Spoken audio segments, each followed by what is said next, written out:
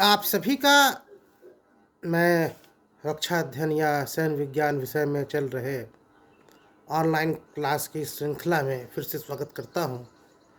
और जैसा कि आपको पता है कि हमने जो अपनी पिछली अंक या क्लास थी वो जहां से छोड़ी थी, इस क्लास को फिर से वहीं आगे से शुरू करता हूं और बताता हूं कि 1965 के युद्ध में हालात और चीज़ें किस तरह से आगे बढ़ेंगी। हालात गंभीर होते जा रहे थे, बात सही है। पाकिस्तान को कहीं न कहीं से ये आभास हो रहा था कि भारत की तरफ से कोई बहुत बड़ा जवाब नहीं मिलेगा। ये पाकिस्तान का अपना मानना था, सोचना था। ये किस तरफ था, ऐसा उनका सोचना किस लिए था, उनकी सोच किस तरफ आगे जा रही थी, क्यों जा रही थी, इन मुद्दों का भी मैं आपसे अभी इसी समय वर्णन करूँगा।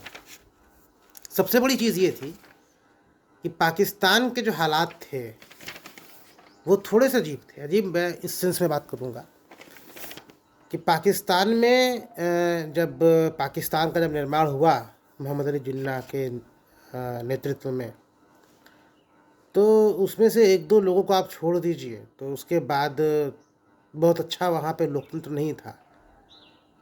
और मालूम चला कि जिन्ना के बाद लियाकत अली थे और उसके बाद वहाँ पर सेना का शासन चला आता है।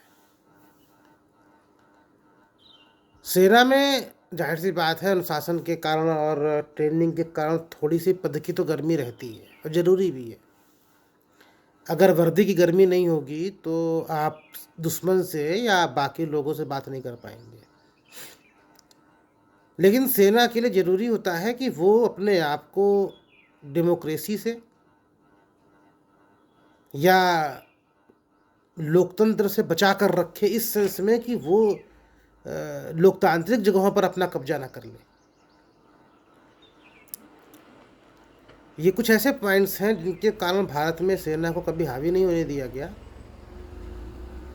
और पाकिस्तान में क्योंकि लोकतंत्र में अच्छे नेता नहीं थे, इसलिए सेना ने सोचा कि चलो भाई हम ही देश की सेवा करें, हम ही चल के नेता बन जाते हैं। तो इसलिए पाकिस्तान का बेड़ा गर्क वहीं से होना शुरू हो गया। 65 का ये तो जब होता है तो उस समय उसके पहले जो पाकिस्तान के जो राष्ट्रपति थे वो जनरल अयूब खान थे।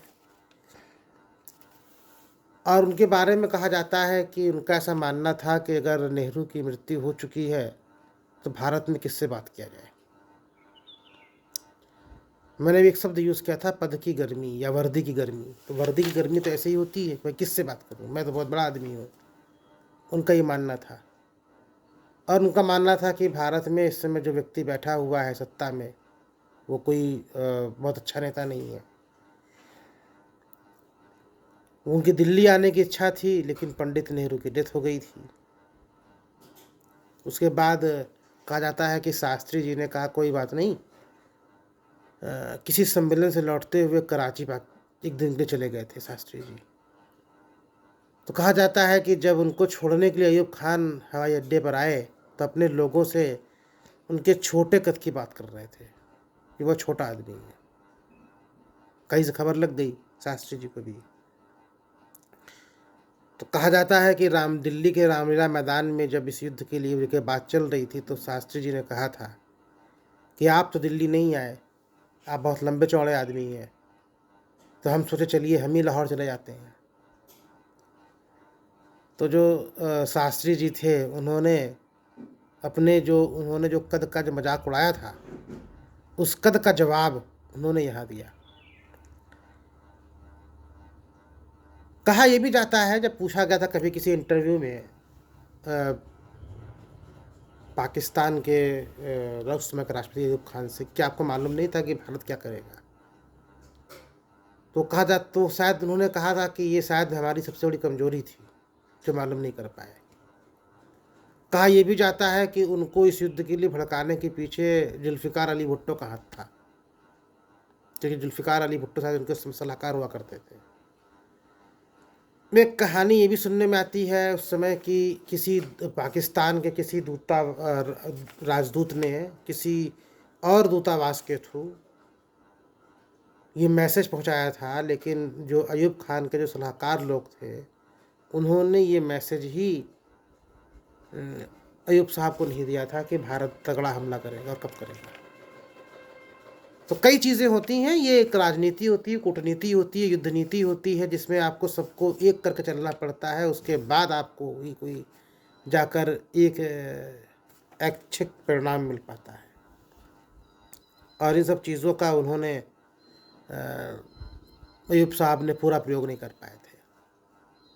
एक और चीज़ भी थी पाकिस्तान में, क्या था देखिए साहब कि उस समय पाकिस्तान में देखिए गर्मी ज़्यादा रहती है। वहाँ पे क्या होता है, सेना जैसे ही आदमी सेना में भर्ती होगा तो उसको ज़मीन मिल जाती है, सैलरी मिल ही रही है, तो खेती भी करता है, सैलरी पाता है। और धीरे धीरे क्या करता है कि धीरे धीरे जैसे जैसे प्रमोशन बढ़ेगा, आप प्रमोशन पाएंगे, वैसे वैसे आपकी खेती बढ़ती जाएगी, मतलब आपको ज़मीन के टुकड़े बढ़ते जाएंगे। तो होता क्या है कि वहाँ का हर एक सैनिक से लेकर जो जितने ऊंचे रैंक पर है, वो उतने बड़ा ज़मीन का मालिक है।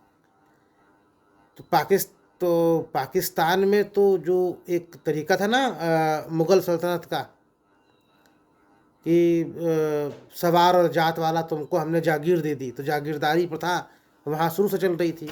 तो जिसको आप ज़मीन दे दोगे, सैलरी दे दोगे, नौकरी दे दोगे, फिर वो लड़ेगा क्यों? तो ये सब रियासती लोग थे। अब आप सोचिए कि अयूब साहब के को कितनी ज़मीन मिल गई होगी। तो जिसके इतनी ज़्यादा जो इस तरीके से जो लोग पैसे वाले लोग होंगे, तो उनके तो घमंड ज़्यादा ही होंगे और युद्ध इस तरह चलते नहीं। एक और चीज़ भी थी कि पाकिस्तान को उस ज़माने में अमेरिका से बहुत हथियार मिल रहे थे। तो पाकिस्तान को लगा था कि अब वक्त आ चुका है कि हम भारत को हरा सकते हैं। तो जो 2-3 जो सबसे अच्छे हथियार थे उस ज़माने के, एक तो था पैटर्न टैंक। आप लोगों को शायद यही लगता होगा कि जो भी टैंक खड़ा हो उसका नाम पैटर्न टैंक ही होता है, लेकिन चक्कर ये था कि इसको टैंक कहते हैं। बाकी T-90 टैंक हो गया या भीष्म टैंक हो गया, लेकिन उस समय के इतने प्रसिद्ध टैंक थे पैटर्न कि आज भी लोगों के मन में पैटर्न टैंक ही कहा जाता है। किसी भी टैंक को देखते तो कहते पैटर्न टैंक जा रहा है, लेकिन वो सिर्फ टैंक शब्द है। पैटर्न 65 में के आसपास था, जो दान में दिया था खैरात में, क्योंकि पाकिस्तान को खैरात लेने की कुछ ज़्यादा ही इच्छा रहती है, खासकर वो भी यूरोपियन और अमेरिकन कंट्रीज से। और बाकी उनकी एक और उनके पास था सेबर जेट स्टार फाइटर, ये इनके 2 फाइटर प्लेन थे। तो इन दोनों चीज़ों को लेकर के इन्होंने अपना अंदर बहुत बड़ा इन्होंने दम भर लिया कि हम भारत को उसके युद्ध में हरा सकते हैं। और उस सब करने के बाद पाकिस्तान ने सोचा भाई अब क्यों ना आखिर जो है भारत के खिलाफ एक युद्ध का ऐलान कर दिया जाए। तो युद्ध का ऐलान देखिए एक बड़े ही उसमें होता है। इन्होंने पहले कच्छ पर हमला करने की सोची। जब वहाँ एक बड़ा हमला एक तरीके से नहीं कर पाए, तो इन्होंने जितने 1000 वर्ग मील पे दावा ठोका था तो वो तो नहीं हुआ, लेकिन 300 वर्ग मील का एरिया इंटरनेशनल न्यायाधिकरण में जाकर के भारत को उनको देना पड़ा। तो कहीं ना कहीं कच्छ में भी पाकिस्तान को एक ज़मीन का टुकड़ा मिल ही गया। दूसरा पाकिस्तान को जो एक फ़ायदा हुआ, या इसी में कह सकते हैं उनका थोड़ा सा मनोबल बढ़ गया कच्छ के बाद, उन्होंने ऑपरेशन जिब्राल्टर चलाया और कश्मीर में इन्होंने हरकत शुरू कर दी कि कश्मीर को भारत से छीना जाए और वहाँ पर आंतरिक विद्रोह कराया जाए, अपने लोगों से तोड़फोड़ करवाई जाए। लेकिन उसमें वो कामयाब नहीं हो पाए। और उसके बाद इन्होंने जो अपनी अगली चाल चली, वो इन्होंने चली ऑपरेशन ग्रैंड स्लैम के नाम पर सितंबर 65 में। ऑपरेशन ग्रैंड स्लैम क्या था? इनका मानना था कि भाई कच्छ में तो हमको थोड़ा बहुत जो था वो मिल गया, कश्मीर में जो हम करने की सोचे वो हो नहीं पाया। भारत ने हमारे आदमी पकड़ लिए, जैसा मैंने आपको पिछली क्लास में बताया। तो अब क्या किया जाए? तो अब का इन्होंने हालात कुछ और बनाया। इन्होंने एक सबसे बड़ी खुराफात की चाल क्या करी कि इन्होंने ऑपरेशन ग्रैंड स्लैम में एक प्लान बनाया कि छंब सेक्टर पे हम हमला करते हैं। और उनका उद्देश्य क्या था कि अखनूर पर अगर हम हमला कर लेते हैं तो जम्मू से आगे जाने पर सही जा पड़ता है, और हमारी वहाँ से लाइन ऑफ कंट्रोल निकल रही है। अभी भी आप सुनते होंगे, कई अक्सर सुनते होंगे, खैर अब तो नाम चल रहा है, तो पाकिस्तान ने अखनूर पर गोलाबारी करी, या अखनूर सेक्टर में या उसके लगे हुए अंतर्राष्ट्रीय LOC पर पाकिस्तान ने अपने तोपों का मुंह खोला, भारतीय सेना ने जवाब दिया। उसी एरिए में इन्होंने कांड शुरू किया। अगर हम अखनूर पर कब्जा कर लेते हैं तो उससे सटे हुए एरिए में जो भारत की संचार और आपूर्ति है वो काट देंगे, और उसी तरफ से जो रास्ता जा रहा है कश्मीर में, उसमें जो सेना खड़ी है उसके पीछे पहुंच करके हम सेना को घेर लेंगे। कि पीछे से अभी हमारी सेना चली जाएगी, आगे की तरफ से हमारा POK है ही, और फिर हम उसको घेर करके पाकिस्तान की तरफ कश्मीर को मिलाने का नया प्रयास करेंगे। तो अखनूर की तरफ से, या अगर आप कहें तो जम्मू की तरफ से, क्योंकि एक जम्मू एरिया लगता था, जम्मू का क्षेत्र था उस समय, अभी भी वही है, जम्मू संभाग कहते हैं इसको, जम्मू डिवीज़न। तो जम्मू डिवीज़न में अखनूर की तरफ से अगर हम अटैक करते हैं और हम अगर फिर कश्मीर की तरफ जाते हैं तो LOC की तरफ से फायरिंग होगी, POK की तरफ से फायरिंग होगी, उधर से अगर हमारी सेना चली आएगी पाकिस्तान की, और इधर से हम पाकिस्तान की सेना एंट्री करेगी, तो कश्मीर पर कब्जा करना और अलग करना पाकिस्तान के लिए बड़ा आसान हो जाएगा। उसके बाद एक इनका उद्देश्य ये भी था कि छंब पर हमला करने के बाद ये सब कार्य करते, लेकिन हुआ ये कि पहला ही हमला इनका विफल हो गया। उसके बाद उन्होंने दूसरा बहुत भारी अटैक किया, लेकिन भारत को खबर इनके चालाकियों की लग गई थी। तो भारत ने जो सबसे बड़ा जो काम किया वो किया कि भारत ने तुरंत ही हवाई हमलों के लिए परमिशन दे दी। अब हवाई हमले की परमिशन देने के बाद हालात वहीं से थोड़ा सा भारत के फेवर में चले गए। इनको ये आइडिया नहीं था, मैंने कहा था ना अभी आपसे कुछ देर पहले कि वर्दी की गर्मी, इस चीज़ को अयूब साहब नहीं समझ पाए थे कि भारत में जो छोटे कद का आदमी बैठा है वो इतना तेज निर्णय ले लेगा। इनको इस चीज़ का आइडिया नहीं था, क्योंकि एयर स्ट्राइक देखिए हमने 47 में नहीं किया, हमने 62 में नहीं किया, 65 में हमने कर दिया, क्योंकि एक हिम्मत की ज़रूरत होती है। दूसरी बात क्या थी कि अभी तक क्या था, 47 में और 62 में भारतीय सेना जो थी वो दुश्मन के दिए हुए अगर आप कहें तो चालों पर खेलती थी, लेकिन अब यहाँ पे ऐसा नहीं हुआ। शास्त्री जी ने पूरी परमिशन दे दी। उन्होंने एयर स्ट्राइक जैसे ही कहा कि भारत पाकिस्तान पर कर सकता है, तो हालात ऐसे बदले कि भारत ने उस युद्ध में जैसे ही टैंकों के ऊपर एयरफोर्स का यूज़ किया, तो पाकिस्तान को टैंकों की बहुत बड़ी क्षति उठानी पड़ी, और इसके साथ ही हमारे जो सेना थी उसका मनोबल बढ़ा, क्लोज सपोर्ट मिला सेना को, और हालात वहीं से बदलना शुरू हो गए।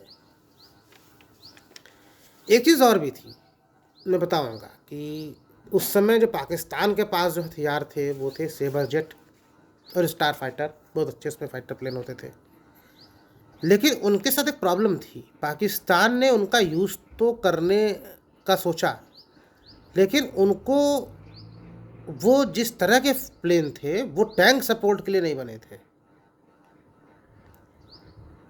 या वो क्लोज बहुत नीचे आकर के अटैक करने के लिए नहीं बने थे। उनका आकार बड़ा था।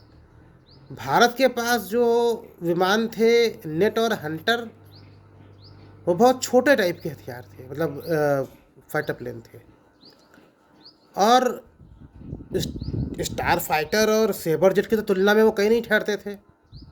लेकिन हमारे जो पायलट थे वो वेल ट्रेन्ड थे, उनको पता था कि इनको कैसे चलाना है। तो एक बात है ना कि देखिए सर्वश्रेष्ठ चीज़ को चलाना, देखिए आप सबसे अच्छा आप आदमी दे दीजिए, हम कहते हैं आप सुपर कंप्यूटर मुझे दे दीजिए, लेकिन मैं सुपर कंप्यूटर का प्रयोग नहीं कर पाऊंगा जिस तरीके से करना चाहिए। लेकिन अगर आप किसी सॉफ्टवेयर इंजीनियर को अगर आप दे देंगे एक नॉर्मल सा कंप्यूटर भी, तो उसका वो मैक्सिमम यूज़ कर लेगा। तो वही चीज़ पाकिस्तान के साथ थी। पाकिस्तान को से बजट मिल गए, स्टार फाइटर मिल गए, ट्रेनिंग तो थी नहीं। इनको लगा कि बस अब आया हमारा काम हो गया, अब कश्मीर हमारा, उसको लेके युद्ध में कूद पड़े। भारत के पास ऐसा कुछ था नहीं। हमारे पास जो हथियार थे वो नेट और हंटर जैसे छोटे हथियार थे जो उस जगह के लिए सही थे। और इन्होंने जैसे ही भारत पर इन्होंने हमला किया तो भारत ने इसका जवाब देने के लिए एक चाल चली। भारत ने लाहौर की तरफ का मोर्चा खोल दिया, और लाहौर की तरफ का मोर्चा खोला, सियालकोट का मोर्चा भारत ने खोला। लाहौर को भारत ने 3 तरफ से घेरा, सियालकोट को भारत ने 2 तरफ से घेरा। अब पाकिस्तान का तो फिर मजबूरी बन गई कि भाई अखनूर जो एरिया था जो हमारा नहीं, मतलब पाकिस्तान का नहीं था, वहाँ लड़ने जा रहे हैं, और अब तो हमारा सियालकोट और लाहौर खतरे में आ गया है। तो जाहिर सी बात थी कि अगर पाकिस्तान को अपना एरिया बचाना है तो पाकिस्तान को अब ध्यान अखनूर से हटा करके सियालकोट और लाहौर पर देना पड़ेगा। तो पाकिस्तान की सेना की जो मूवमेंट थी वो उस तरफ से हट करके इस तरफ आएगी, सियालकोट और लाहौर की तरफ, और वही हमारा गेम प्लान था।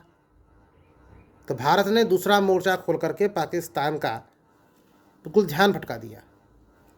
एक चीज़ और थी, इस एरिए में 15 दिन के आसपास तक टैंक का युद्ध चला, जो सेकेंड वर्ल्ड वार के बाद सबसे बड़ा और सबसे कह सकते हैं भीषण युद्ध था टैंकों के बीच का। और हम इसमें आगे अभी आपको बहुत बड़े बड़े कारनामे इसके बारे में सुनाएंगे कि किस किस तरीके से हुआ। खेमकरण का जो युद्ध है जिसकी हम बात करेंगे, उसकी एक सबसे अच्छी बात यह है कि ये जो युद्ध हुआ वो एक ऐसी जगह पर था कि वहाँ से 4 किलोमीटर से लेकर के 43 किलोमीटर के एरिए में काफ़ी स्ट्रेटजिक पॉइंट की लोकेशन थी। जैसे कि ये अमृतसर और कसूर बॉर्डर के पास में था, कराची की जो लाहौर से रेलवे लाइन जा रही है वो भी उसके पास में थी। ये सारी कंडीशन जो थी वो 4 से लेकर के 43 किलोमीटर के बीच में थी। अब आप समझ सकते हैं कि कितना स्ट्रेटजिक पॉइंट की जगह थी खेमकरण, जहाँ से पर ये युद्ध होने वाला था, जहाँ पर ये युद्ध हो रहा था। पाकिस्तान का चाल तो ये थी कि उस एरिया पर कब्जा कर लो, और जिससे कि व्यास नदी को पार करने के बाद दिल्ली तक की जो सुरक्षा व्यवस्था है वो भारत के लिए एक तरीके से खतरे में पड़ जाए। सोचने की बात यह है कि अगर आप देखें तो ये जो हालात पाकिस्तान ने बनाए, जो मैंने अभी आपको बताया कि पाकिस्तान ने किस तरीके से इन हथियारों के बारे में सोचा, उनके राष्ट्राध्यक्ष की सोच क्या थी, अंदर उनकी जो ऑफिसर्स लॉबी थी उसका किस तरह सपोर्ट नहीं मिला, और उसके बाद उन्होंने पाकिस्तान ने कहीं सोचना था कि भारत पर हमला करके कश्मीर को इनसे भारत से अलग करवाया जाए और अपने में मिलाया जाए। और इसके लिए इन्होंने जो चाल चली थी वो थी ऑपरेशन ग्रैंड स्लैम। और ऑपरेशन ग्रैंड स्लैम में इन्होंने किस तरीके से इनका जो लक्ष्य था उसका भी मैंने आपसे वर्णन किया। अब इस लक्ष्य के बाद युद्ध किस तरह से किस स्टेप से आगे बढ़ेगा उसका मैं आपसे वर्णन अगली क्लास में करूँगा। धन्यवाद।